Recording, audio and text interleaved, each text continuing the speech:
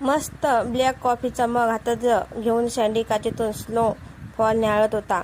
बाजूलाच नव्याही कॉफीचा आस्वाद घेत होती. शँडी बोलत होता, हा कापसासारखा पडणारा बर्फ पाहिला की मला आपण लग्नानंतर फिरायला नैनितालला गेलो होतो ते दिवस आठवतात. आकर्षक वाटली ती हिरवीगार कुरणे, बर्फाचे डोंगर, ठुमदार घर, स्वच्छ निळे रस्ते, हेवा वाटावाशी गाव.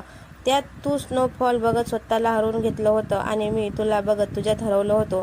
काय सुंदर दिवस होते ना ते. तेव्हा तू मला म्हटलेलं मला चांगलं आठवतंय शँडी. मला ना असे कुठेतरी राहायला आवडेल जिथे तू आणि मी, आपलं छानसं लाकडी कौलारू घर, बाहेर असाच बर्फ पडत असेल आणि हो, घराला मोठमोठ्या काचेच्या खिडक्या, म्हणजे घराच्या कुठल्याही कोपऱ्यातून पाहिलं तरी बाहेर हा कापसासारखा पडणारा बर्फ, हिरवीगार कुरणी, बर्फाचे डोंगर आणि निळेशार पाणी दिसेल.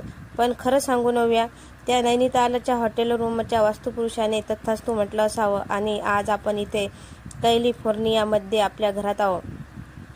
शँडी नव्याच्या मस्त गप्पा रंगल्या होत्या. तेवढ्यात ओजस सांगत आला, ए बाबा, डॉक्टरांची उद्याची अपॉइंटमेंट मिळाली आहे. शँडीच्या जीवात जीव आला. कितीतरी दिवस झाले अपॉइंटमेंट हवी म्हणून फॉलोअप सुरू होता.